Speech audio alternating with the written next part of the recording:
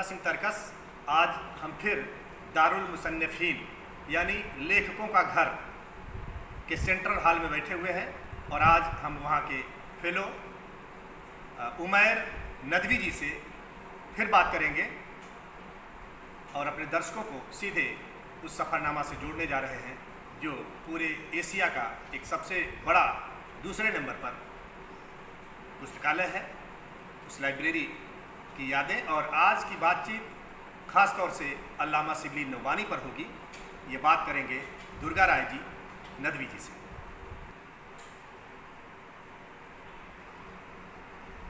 आज हम हिंदुस्तान की ऐतिहासिक धरोहर दारुल मुसन्निफीन शिबली एकेडमी में उपस्थित हैं और इस शिबली साहब का चित्र यहाँ लगा हुआ है। आज हम इसके रिसर्च फेलो उमैर नदवी जी से, जो यहाँ के रिसर्च फेलो और इंचार्ज भी हैं, उनसे सीधे मुखातिब हैं और आज हम यहाँ के सेंट्रल हॉल और म्यूजियम के बारे में जानकारी अपने दर्शकों को देंगे और नदवी साहब अल्लामा शिबली नोमानी साहब के बारे में विस्तृत जानकारी देंगे। आज के तरकश के देखने वालों से एक बार फिर हम रूबरू हो रहे हैं, उनका स्वागत है। इससे पहले आपने दारुल मुसन्निफीन शिबली एकेडमी के बारे में कुछ रोचक जानकारी पाई। हमारा चैनल कोशिश करता है कि हम अपने देश के, अपने मुल्क की उन चीज़ों से लोगों को रूबरू कराएं जिनके बारे में या तो जानने की कमी है या कोशिश नहीं की गई कि उनके बारे में लोग जानें। हम शिबली मंजिल के बारे में इससे पहले बात हुई। आज हम यहाँ उसके शिबली एकेडमी के उस हॉल में बैठे हैं जिसको कहा जाता है कि बहुत ऐतिहासिक हॉल है। देखने में ये छोटा है, लेकिन इस हॉल में शायद ही कोई आदमी हो हिंदुस्तान की 100 साल की तारीख का तो जो आदमी यहाँ पर ना आया हो। बड़े से बड़ा नेता, बड़े से बड़े विद्वान, आलिम, फाजिल, सियासतदान, राजनीतिक, कौन ऐसा है जो एक बहुत लंबी लिस्ट है, बहुत लंबी सूची है। लेकिन आज हमको गर्व है कि आज हमारे साथ यहाँ पर आप सब बैठे हुए हैं, इस हाल में बैठे हुए हैं जिस हाल में गांधी जी और नेहरू जी बैठा करते थे। जहाँ हम बैठे हुए हैं ठीक इसी जगह पर मैंने 40 साल में पता नहीं कितने लोगों को बैठे हुए देखा। तो हमारा एक मिजाज है, हमारा एक कल्चर है। वो कल्चर ये है कि हम उस धरती को भी बहुत प्यार करते हैं जिस धरती पर किसी महापुरुष के पाँव पड़े हों, पैर वहाँ पर छुए हों वहाँ की धरती में। तो इस लिहाज से हम समझते हैं कि आज बड़ा अच्छा मौका है कि हम शिबली एकेडमी के जो रचयिता थे, जो उसके बनाने वाले थे, अल्लामा शिबली नोमानी, उनके बारे में हम कुछ जानकारी को बाँटें आपस में कि लोग कैसे बनते हैं, देश की सेवा करने के लिए कौन से हालात होते हैं, कैसे लोग उसमें उठते हैं। और एक छोटे से गांव में पैदा होने वाला, बिनवल में पैदा होने वाला इंसान कैसे एक इंटरनेशनल फेम का व्यक्तित्व लेके जाता है इस दुनिया से, ये जानना चाहिए हम सब के लिए, हमारे देखने वालों को। हम कोशिश यही करते हैं कि उनको ये बातें इसलिए बताई जाएं कि खुद उनके अंदर एक एहसास जागे, एक चेतना जागे कि हमारे महापुरुष लोग कौन थे जिन्होंने इस ज़मीन को कहाँ से आसमान बना दिया। ज़मीन को आसमान बनाने का जो कला है ये आज उठती जा रही है। इस कला को हमको कहीं न कहीं ढूंढना है। तो हम इस हाल में बैठे हुए हैं। ये हाल सन 21 में बना और हम आज सन 1921 में बना। आज हम 2020 में हैं, यानी पूरे करीब 100 साल हो गए हैं। 100 साल में आप देख सकते हैं कि इसकी दीवारें, इसकी छत और इसका जो रख रखाव है उसमें कोई बहुत बड़ी कोई गिरावट नहीं आई है। आज भी लगता है कि बिल्कुल नया बना है। हम सोचा करते हैं कि ऐसा क्यों है। ऐसा इसलिए है कि ईंट और पत्थर की अहमियत नहीं होती है। ईंट पत्थर में इंसान का पसीना और इंसान का खून जब शामिल होता है तब वो चीज़ जो है वो यादगार बन जाती है।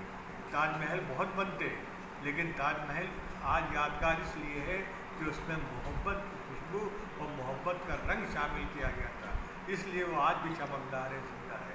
तो हमारी हिंदुस्तान के अंदर जगह जगह पर ऐसी इमारतें और ऐसे संस्थाएं मौजूद हैं जहाँ हमारे उन महापुरुषों ने काम किया जिनको दुनिया से कोई मतलब नहीं था, अपने लक्ष्य से मतलब था। तो शिबली साहब भी उन लोगों में से हैं जो सन 1857 को पैदा ही उस दिन हुए जिस दिन सबसे पहले क्रांति का बिगुल बजा आजमगढ़ में।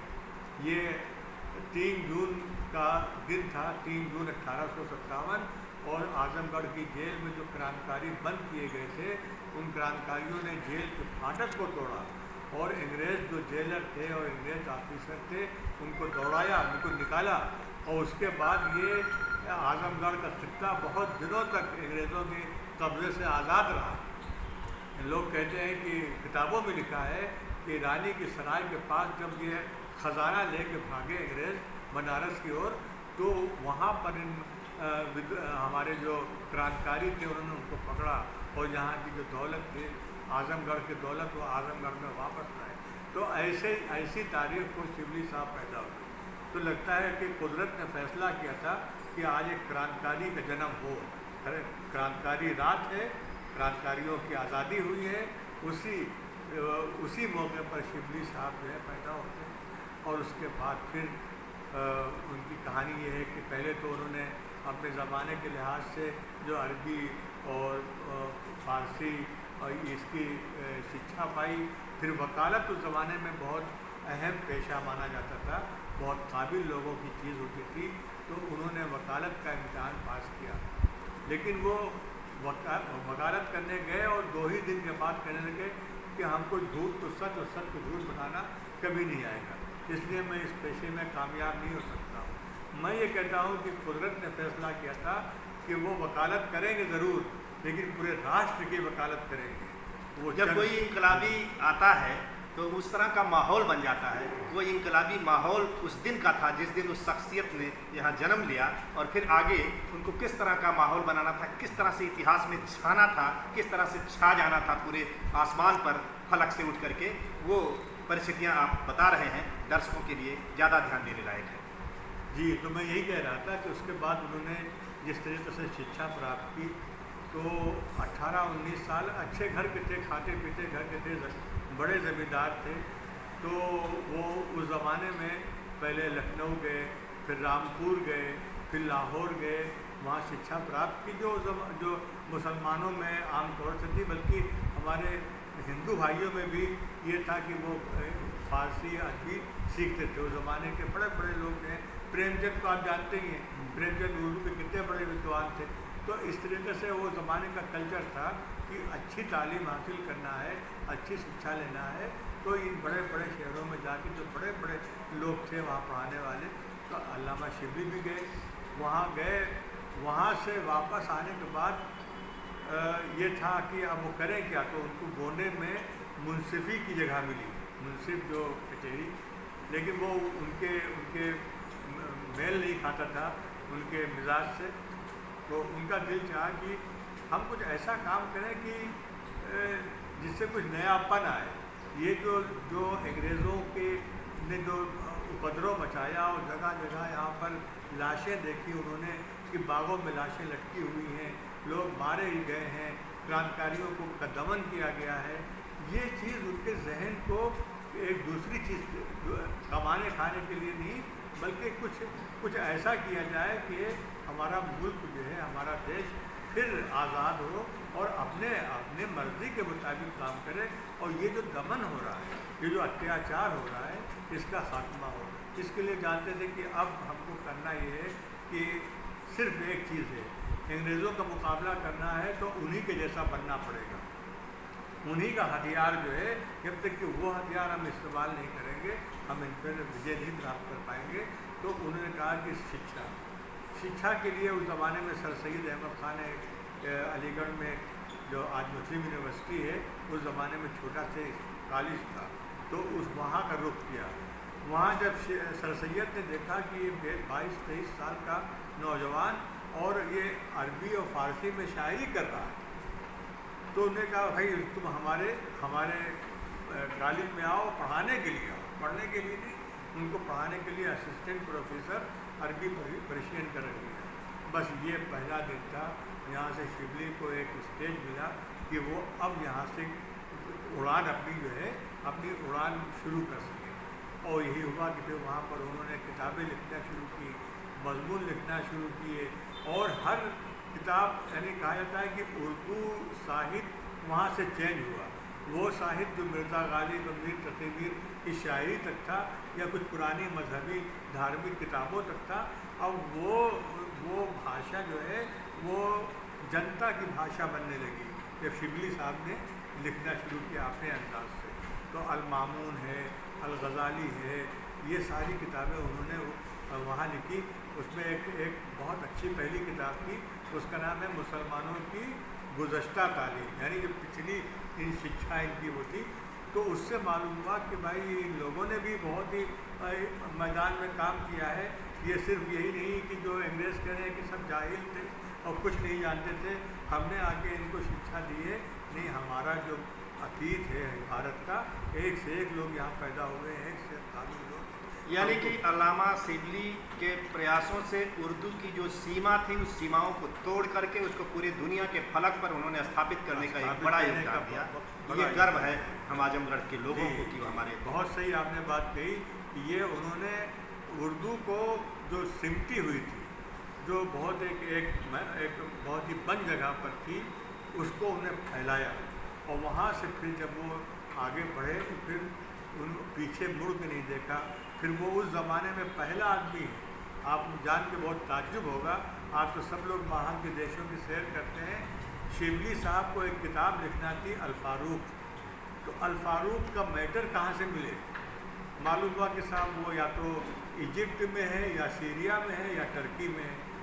उन्हें पैसे जमा करके अपने ज़मीन बेच के उन्होंने उस ज़माने में सिर्फ यात्रा इसलिए की 3 देशों की कि वहाँ पर हमको अपने लिखने का जो है जो सामग्री है हमारी, वो हमको वहाँ मिलेगी।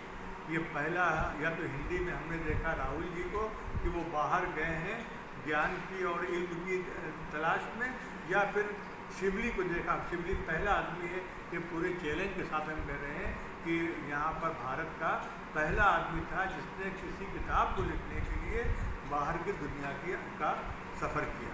और उनका बहुत अच्छा लिखा हुआ सफ़रनामा जो है उनका, सफ़रनामा मिस्र शाम रूम, ये किताब उर्दू में बहुत चली है।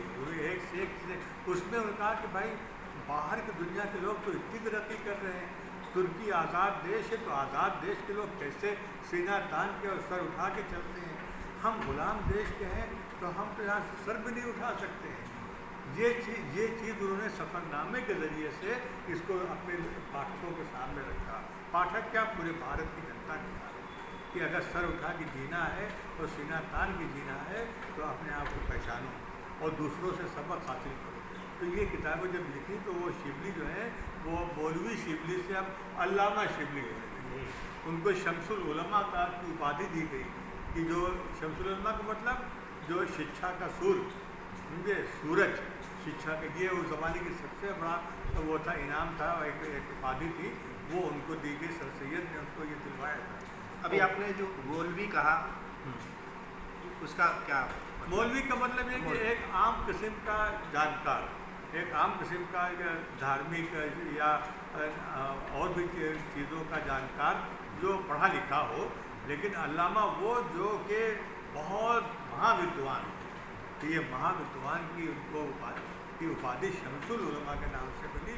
और ये सबसे छोटी उम्र में इतना बड़ा मतलब सम्मान पाने वाले पहले व्यक्ति थे शिबली। तो शिबली हर कदम पर ये न सिर्फ कि अपने आप को बढ़ाते चलेंगे, बल्कि कहीं न कहीं उनके साथ साथ जो है वो आजमगढ़ और आजमगढ़ की ज़मीन भी जो है वो जिसे उगती चली गई।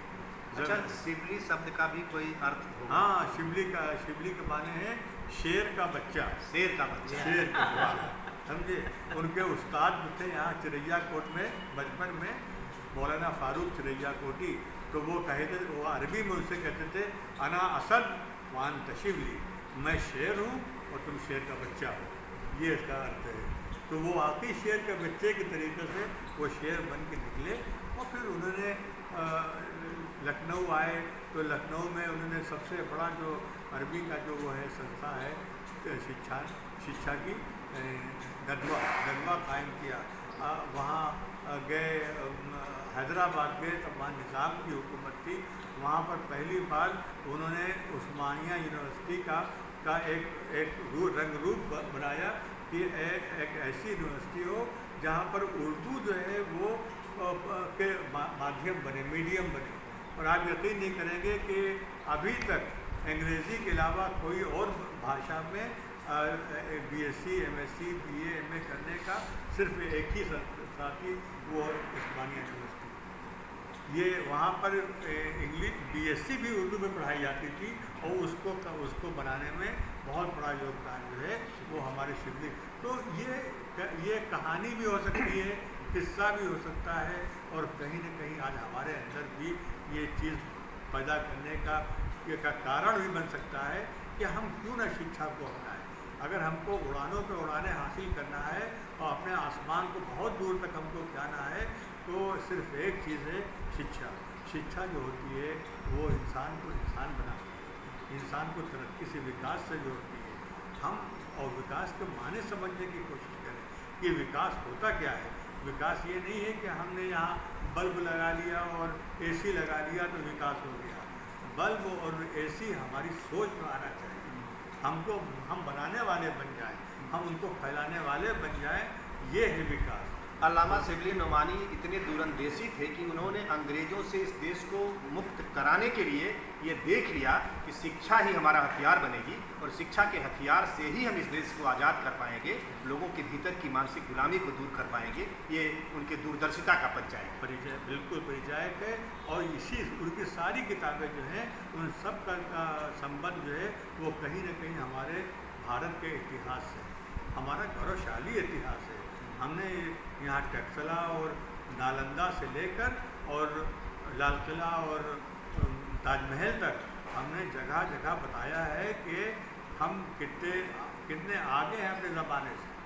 हमारे अंदर कोई कमी नहीं थी। हमारे किले, हमारे गढ़, हमारे शहर, हमारे नदी, हमारे दरिया, ये सब जो कुछ भी है, ये जब हम नहीं जानेंगे तो सिवाय इसके कि हम दूसरों से ज़्यादा प्रभावित रहें, उनके असर में रहें और अपने आप को भूल जाए, और कुछ नहीं मिलने वाला है। शिबली ने जगाने का काम किया और शिबली पहला आलिम भी है, पहला मौलवी भी है जिसने ये देख लिया था कि अब हिंदू मुस्लिम जब तक कि एक नहीं होंगे उस वक्त तक इस देश को आज़ादी नहीं मिलेगी। सर, आलिम शब्द आपने प्रयोग किया। आलिम का माने जानकार, आलिम माने जानकार, जो धार्मिक जो हमारी वो है मान्यताएं उनको जानने वाला गहराई से। तो आप पहले आलिम ही होते थे लोग, वही सब पढ़ते थे। जिससे भी आप अच्छी बात कर रहे हैं कि बीच बीच में आप पूछ लेते हैं कि आलिम और अल्लामा और ये, इसका अर्थ में अभी हमारी वो है कि अब हम लोग इतने भाषाओं में इतने अलग अलग हो चुके हैं कि हम दूसरी भाषा को जानने का भी अब हमारे अंदर वो नहीं रह गया है। हालांकि हमको जानना चाहिए कि महापंडित क्या है, महापुरुष क्या है, तो अल्लामा क्या है, फाजिल क्या है, आलिम क्या है। हम कहते बड़े आलिम फाजिल हैं, तो आलिम फाजिल का मतलब क्या है। आपके माध्यम से जो हम लोग ये बातें कर रहे हैं, ये कोई कॉमर्शियल कोई हम प्रोग्राम पेश नहीं कर रहे हैं, बल्कि हम अपने आप को अपने आप से मिलवा रहे हैं इस चैनल के माध्यम से। तो इसमें उन शब्दों को भी जानना चाहिए जो कभी बहुत ही आम बातचीत में चला करते थे, लेकिन आज आम ये लफ्ज़ आम है। हाँ, तो अब आम क्या है, तो इंग्लिश में बोल दे तो जनरल कहेंगे तो समझ जाएंगे, लेकिन अगर उर्दू में कह रहे हैं तो परेशानी हो रही है। तो हम अपने दर्शकों को बताते चलें कि बीच बीच में इस तरह के शब्द आते हैं, मैं कोशिश करता हूं कि उनका सही मतलब आपके जरिए आप तक पहुंच सके। जैसे अभी बहुत अच्छी बात आई कि अल्लामा शिबली नोमानी को अपने देश के इतिहास पर तक्षशिला, नालंदा, विक्रमशिला, जो तमाम विश्वविद्यालय हुआ करते थे हमारे प्राचीन इतिहास में, पूरी दुनिया के लोग जहाँ से शिक्षा प्राप्त करते थे, उन पर उनको नाज था और उसकी पृष्ठभूमि पर उस पर खड़े होकर के वह भारत का नया निर्माण करना चाहते थे। अभी आलिम शब्द आया जिसका मतलब जानकार है। इसी तरह से फाजिल शब्द, आलिम और फाजिल एक दूसरे के साथ जुड़े हुए शब्द हैं। तो मैं चाहूँगा कि फाजिल शब्द को भी आप बताएंगे और अपनी बात को आगे बढ़ाएंगे। फाजिल का मतलब बिल्कुल ऐसे समझिए कि एक आदमी BA है और फिर वो MA कर ले, तो आलिम जो हुआ वो BA हुआ, और फाजिल जो हुआ मास्टर ऑफ साइंस जो है या एजुकेशन, ये फ़र्क है। तो हम ये कह रहे थे कि शिबली साहब का मामला ये था कि उनको सबसे ज़्यादा दिलचस्पी अपने इतिहास से थी, और इसलिए थी कि अपने इतिहास से जब जानकारी होगी तब हम गैर मुल्क के लोग आए हैं जो हमारे तमाम साधनों पर, हमारे तमाम माल दौलत पर कब्ज़ा कर रहे हैं, इनसे छुटकारा कैसे हासिल होगा। तब होगा जब हमको अपना अतीत भी मालूम हो, हम अतीत में क्या थे। ये काम शिबली साहब ने बहुत बखूबी अंजाम दिया, बहुत अच्छी तरीके से ये अंजाम दिया, मतलब पूरा किया, उसको पूरा किया। तो ये उनकी यानी 57 साल की उनकी ज़िंदगी हुई। सन 1914 में उनका देहांत हो गया, 1857 में पैदा हुए, 1914 में इंतकाल हुआ। अब सवाल ये है कि वो जो लिख गए और वो जो पैगाम दे गए, उन्हें जिस तरीके से मुस्लिम लीग की जो 2 नेशन थ्योरी थी उस पर चोट लगाई। उनकी शायरी भी है, शायर बहुत बड़े शायर थे, फारसी में शायरी करते थे, उर्दू में शायरी, उर्दू शायरी ज़्यादातर उनकी पॉलिटिकल शायरी है, जिसमें उन्होंने उस ज़माने में उन लोगों को निशाना बनाया जो प्रो गवर्नमेंट थे, प्रो इंग्लिश थे।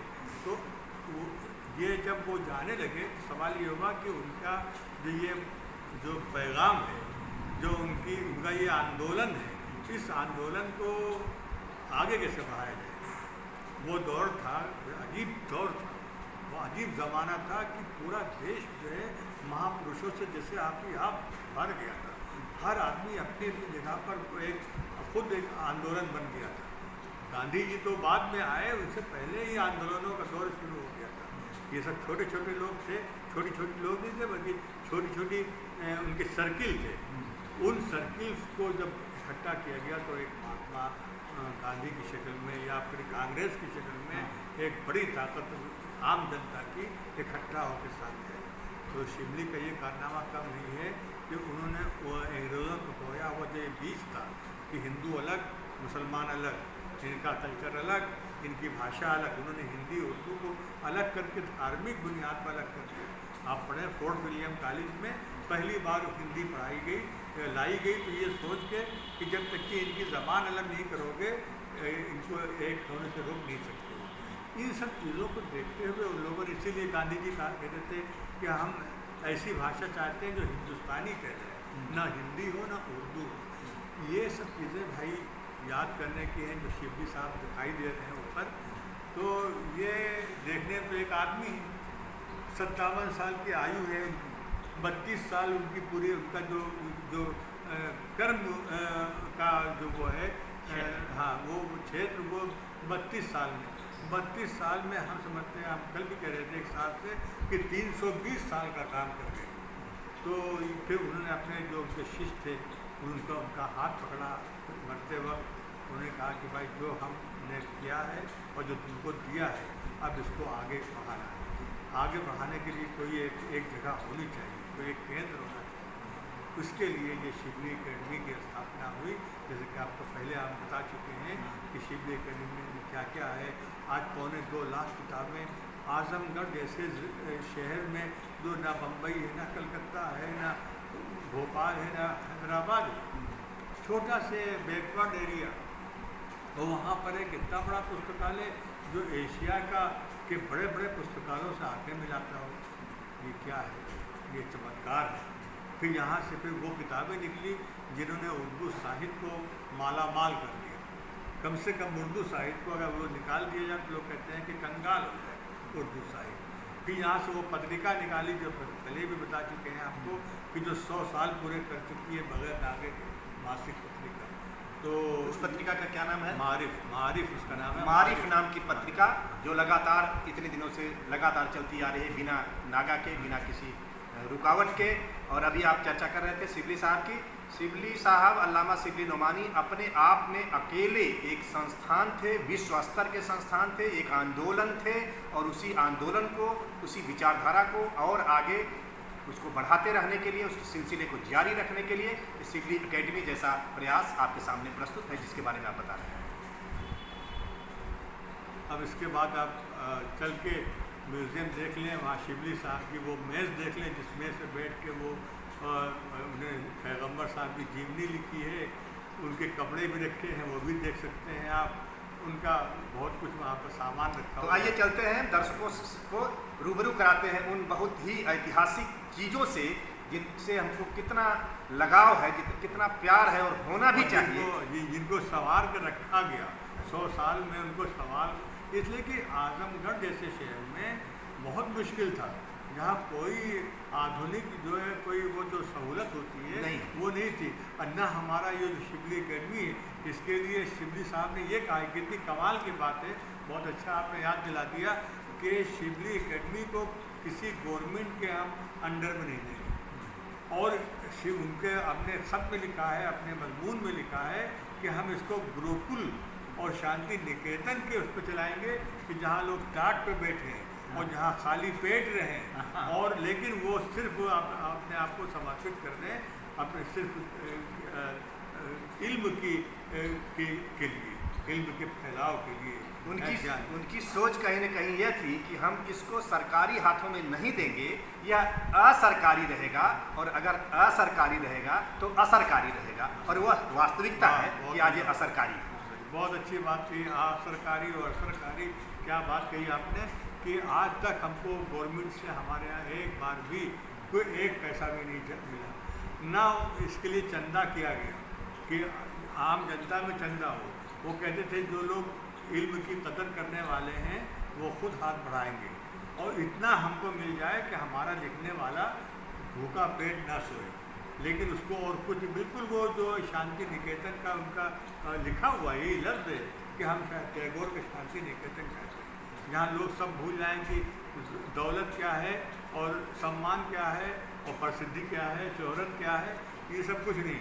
आपको अपना काम करना है, सबसे अलग होके, सबसे, इसीलिए सबसे अलग थलग होके ये यहाँ पर ये संस्था बनी और आज तक चल रही है उसी अंदाज से।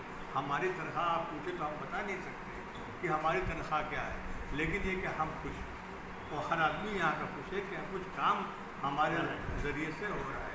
तो ये एक जज्बा पैदा करने की बात भी थी, अगर तरक्की करना है, देश को आगे बढ़ाना है, दूसरी दुनिया के मुल्कों और देशों के मुकाबले में इज्जत के साथ कुछ अपना नाम करना है, तो त्याग, कुर्बानी, मेहनत, ये चीज़ें ऐसी हैं कि जिनके अर्थ आपको सही अर्थ तलाश करने चाहिए। जब सही अर्थ मिलेगा त्याग का, तब त्याग होगा। जब सही अर्थ होगा मेहनत का, कुर्बानी का, तब वो उसके अंदर रंग आएगा।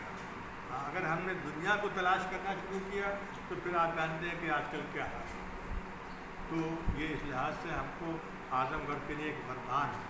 आजमगढ़ इसकी वजह से, जैसे लोग कहते हैं कि पूरे भारत ही नहीं, पूरे विश्व में अगर इसकी कहीं मान्यता है, professor Nicholson, professor Brown, professor Gibbon, जैसे अपने ज़माने के बड़े बड़े विद्वान यूरोप के, वो यहाँ पर ख़त लिखते थे, यहाँ के इससे पूछते थे कि साहब फला चीज़ के बारे में आपके यहाँ कुछ जानकारी हो तो हमें फ़ख्र है कि आज हम अल्लामा शिबली नोमानी के शांति निकेतन में बैठे हैं। इस धरती को हम नमन करते हैं, हम सलाम करते हैं, जिस पर पूरी दुनिया झुक जाती है।